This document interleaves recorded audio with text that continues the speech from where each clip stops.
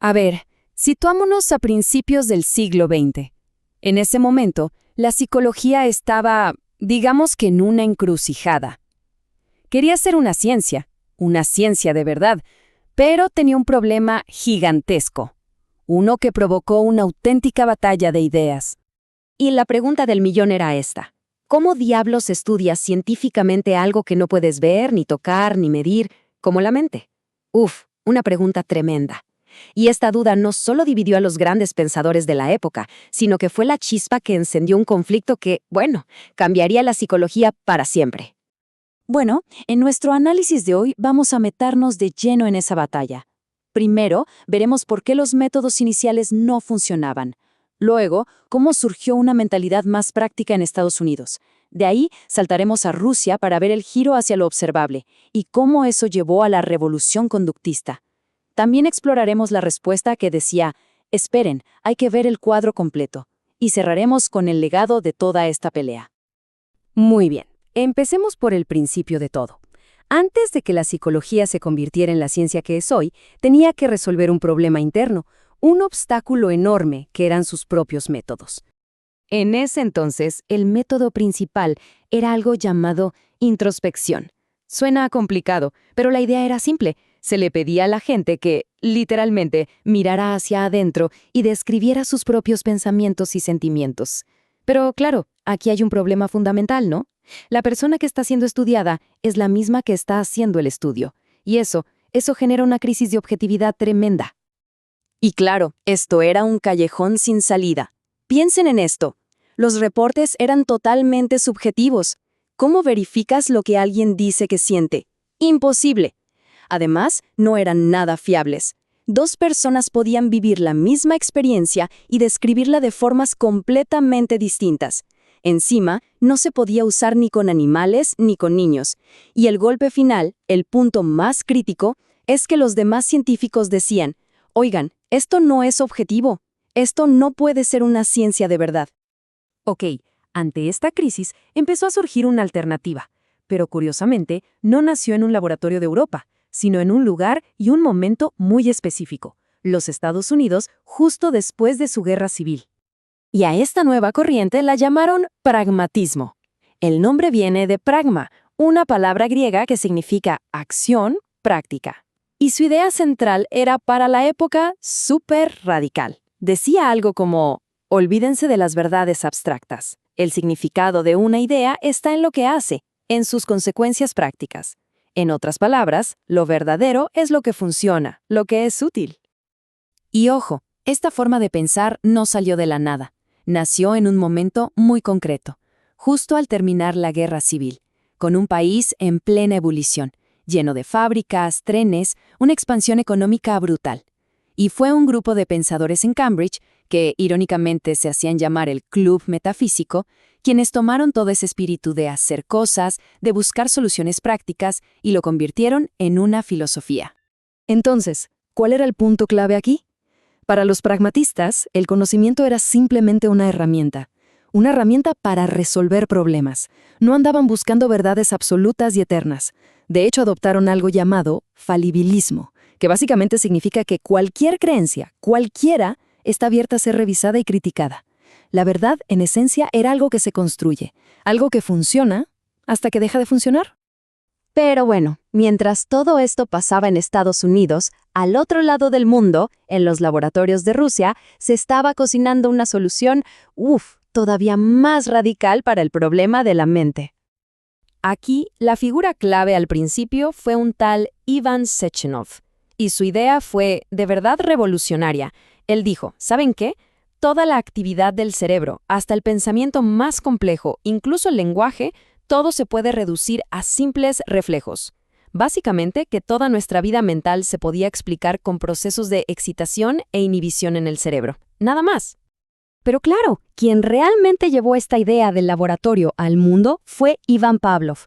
Seguro su nombre les suena. En su famosísimo experimento con los perros demostró algo increíble. Vamos a repasarlo rápido. Un perro saliva cuando ve comida, es un reflejo natural. Una campana, por sí sola, no le hace nada. Pero si empiezas a sonar la campana justo antes de darle la comida, una y otra vez, ¿Qué pasa al final? Que el perro empieza a salivar solo con oír la campana.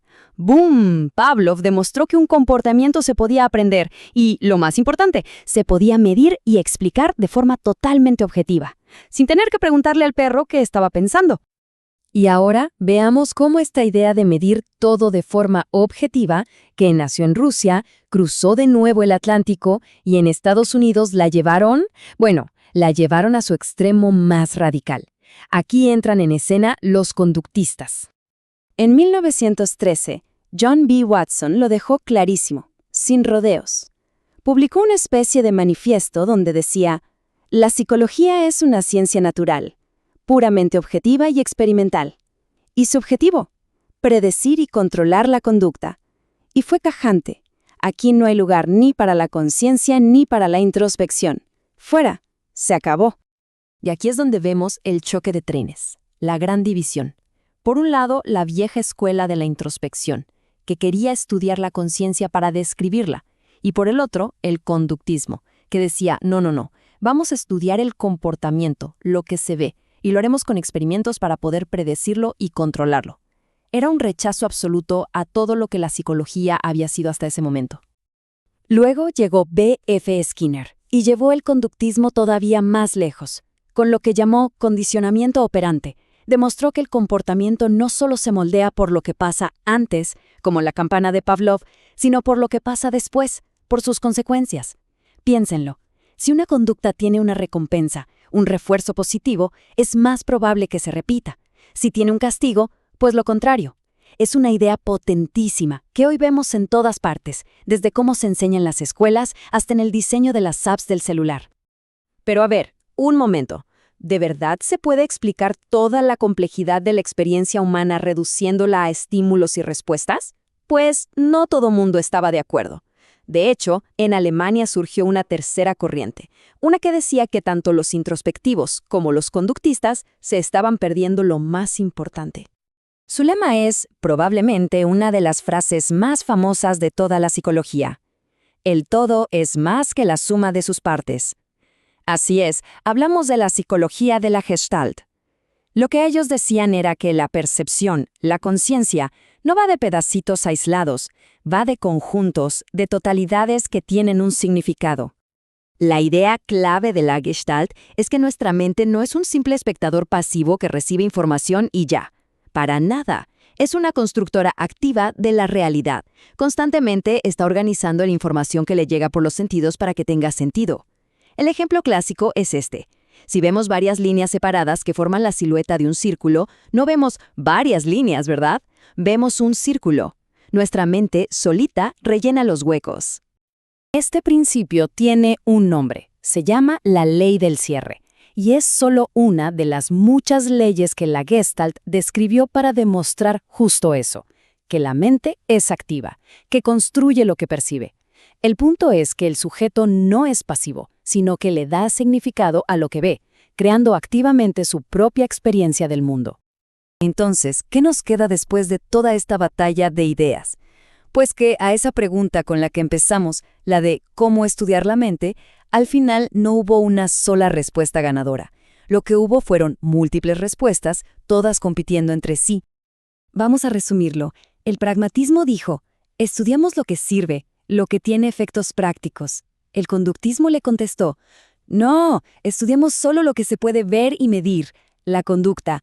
Y la Gestalt, por su lado, dijo, están equivocados los dos, hay que estudiar el conjunto, el todo, porque el significado está ahí. Al final, el gran legado de esta lucha no fue que ganara uno solo. Todo lo contrario. El resultado fue que la psicología se convirtió en un campo mucho más rico, más complejo. Este conflicto, lejos de destruir la psicología, la hizo más fuerte. Le dio diferentes lentes para mirar la experiencia humana. Y muchas de las preguntas que se hicieron en esa época son las que todavía hoy se siguen explorando. Y todo esto nos deja con una última pregunta, una para pensarla bien. Si la mente se puede reducir a simples reflejos, o si solo la podemos entender por lo útil que es, o si es nada más que una máquina de crear patrones, entonces, ¿qué nos dice todo eso sobre la verdadera naturaleza de la conciencia humana?